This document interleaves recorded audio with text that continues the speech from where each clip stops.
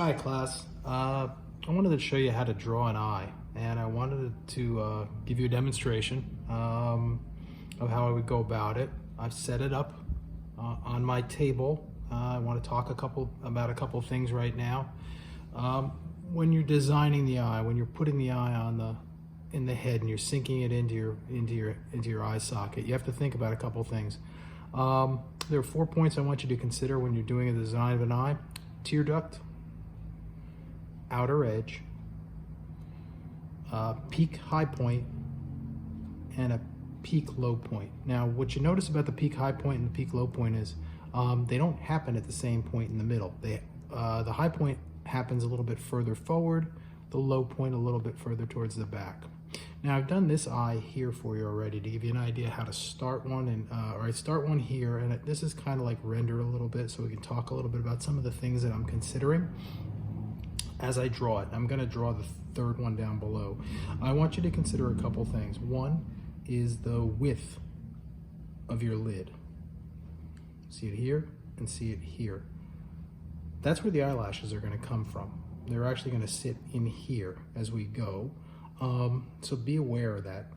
Here's the tear duct. Here's the actual eyeball though. See how it's kind of circular and curved towards the edge? Same is true here.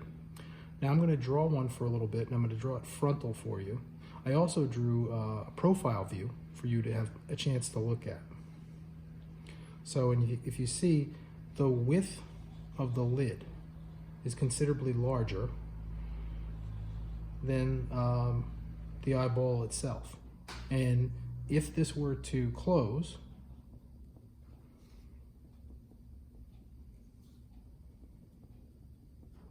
the eye would be protected, and your lashes would be here and here. See how that works a little bit. Okay, I'm just going to draw for a little bit now. This is my start: tear duct, outer edge,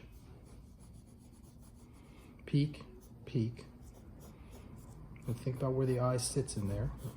I'm also going to think about the width of the eyelid, how it kind of wraps around that form. Same is true here. I'm working right now with a 4B pencil. I usually work with an HB.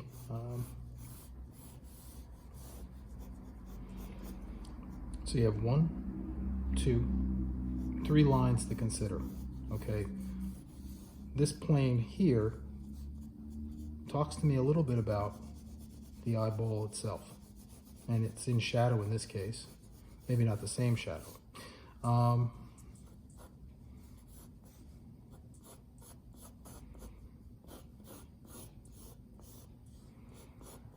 going to make this one frontal, and I'm going to make some adjustments as I go. You'll notice that the iris is not completely exposed. It sits underneath the lid. Pupil would be in the center. You want to make sure it's equidistant here, here. Now you have to imagine it being equidistant from that point up here rather than to that point. Here and here.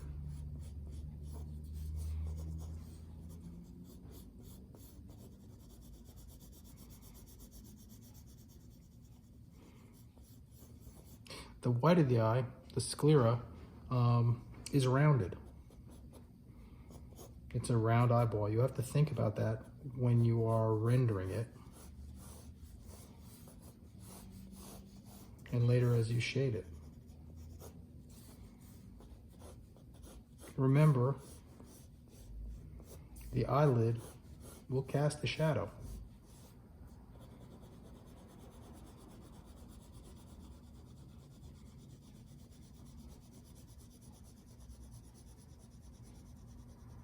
And depending on where the light source is,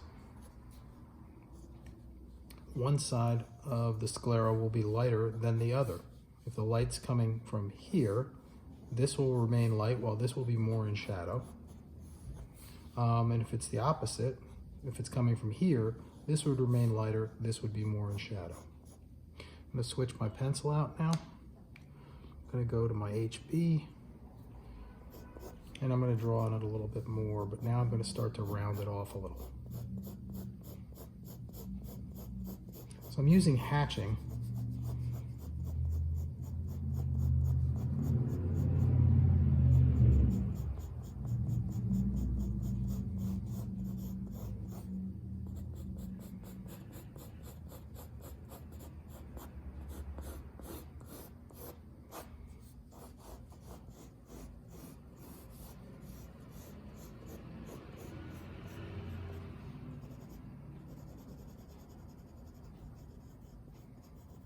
Fleshy part of the tear duct.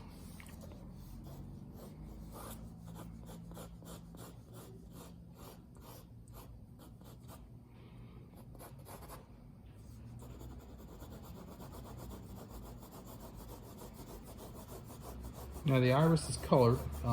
It's not as dark as the pupil, obviously. The pupil appears black. But if you look carefully at it, it darkens around its edges.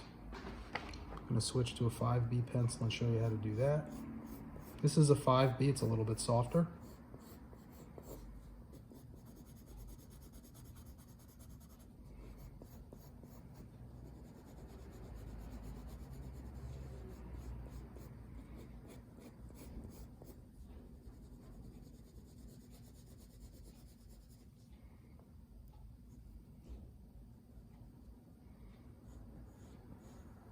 Add a more definite line where the connection is made. Not on the bottom though.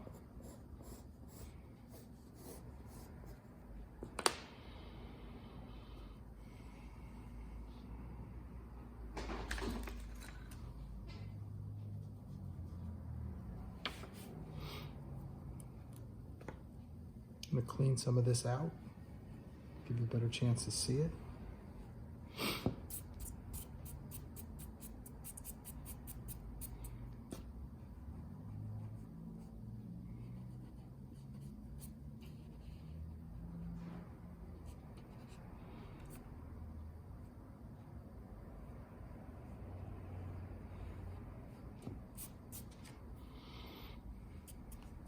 I'm going to move the width of that lid up a little bit.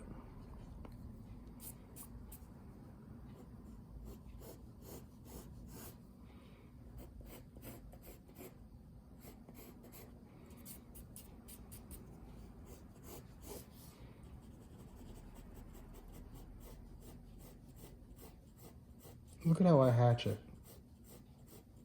How I'm talking about the shape of the eye underneath it.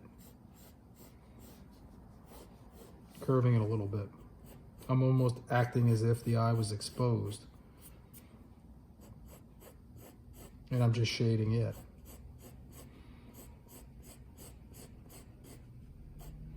As it gets closer to the center, it would straighten more. And then it would begin to wrap in the other direction.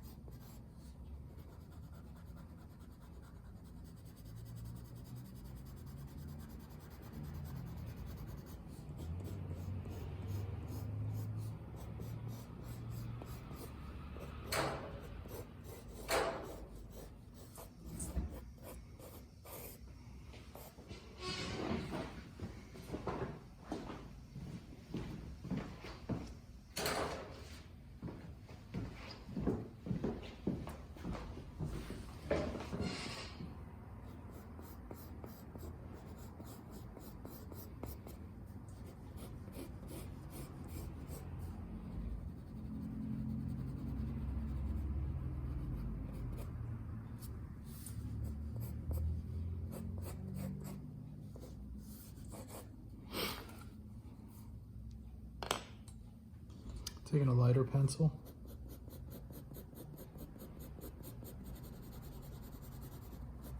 I'm going to start hatching the whites, the sclera.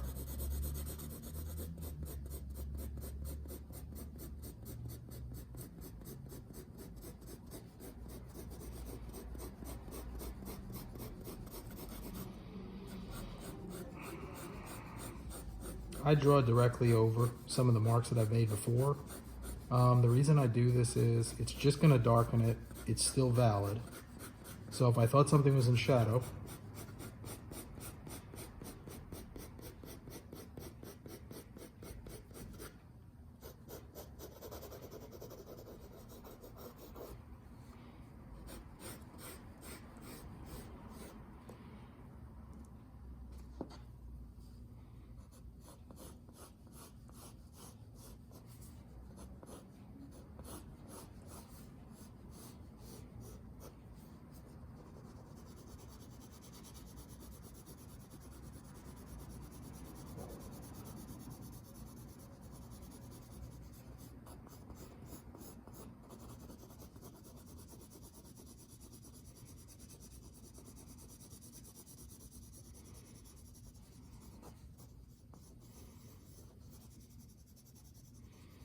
I'm going to consider some highlights now.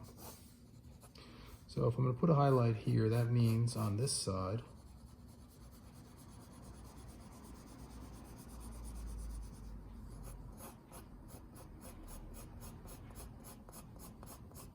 the eyeball will be more in shadow. Same on this side.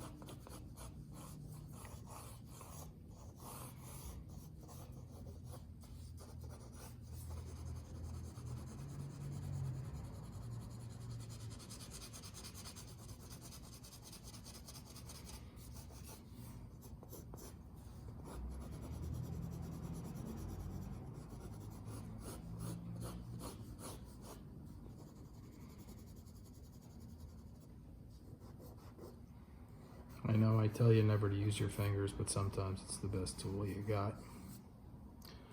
Let's try that eraser again. I put a razor blade out so I can do this. You know, trim my eraser to a shape I want.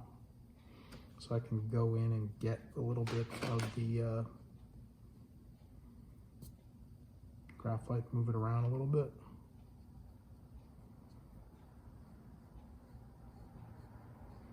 I might draw with it a little, smooth things out.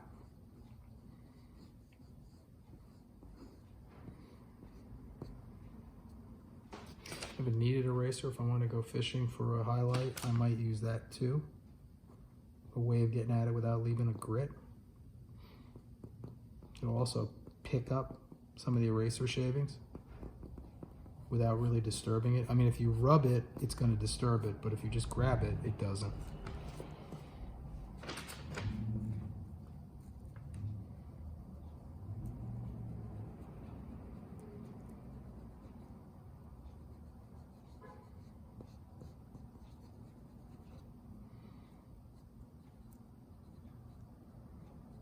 I mean, if you want to get fancy, you can start thinking about how the shadow that's being cast is being cast by your eyelashes.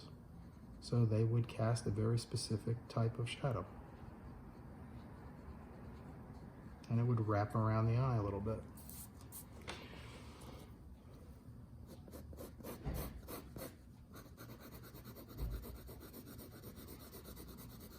This is back with the 2H pencil to kind of tighten things. You can push hard on darks and make them darker by using a hard graphite.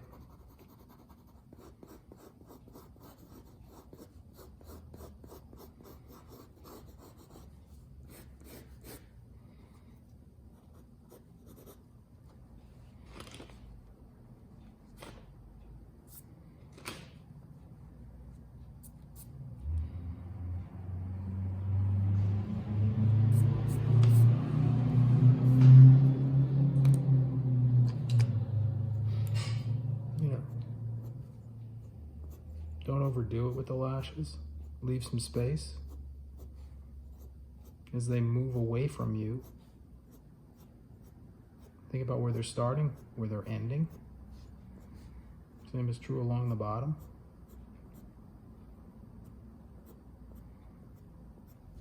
put your pressure where they attach inside the lid, and pull away and get lighter as you move away from it. They'll overlap, and that gives the appearance of being darker as they move around the eye.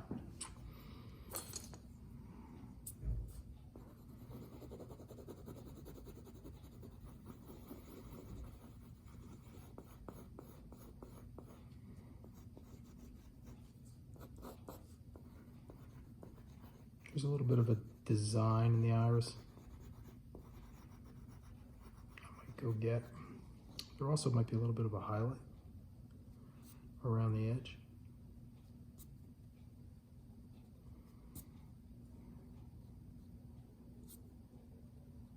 Considering how many light sources could be, there could also be a little bit of a reflected light on the other side.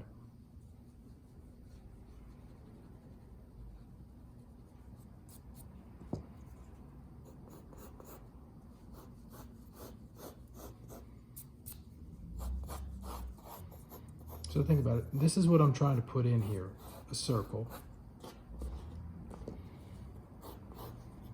I'm using a lid that will close, but protect the eyeball. Here's my forehead, which also protects the eyeball. You know, your nose would come from back there and out. So that's how I would start an eye, and how I would kind of polish it up a little bit as we go. You know, you'll notice that there are lines here right now, but I don't really care about that. I know that at some point, if I want that to go away, I just have to keep working over the top of it with graphite. In this case, I'm using an HB.